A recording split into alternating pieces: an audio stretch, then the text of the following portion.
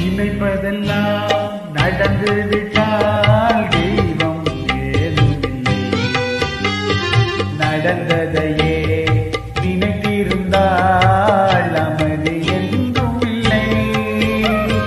நினைப்பதெல்லாம் நடந்து விட்டால் தெய்வம் ஏதுமில்லை.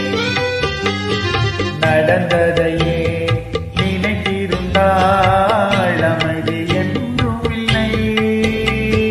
முடிந்த கதை தொடர்வதில்லை இறைவன் ஏற்றிலே. தொடர்ந்த கதை முடிவதில்லை மனிதன் வீட்டிலே.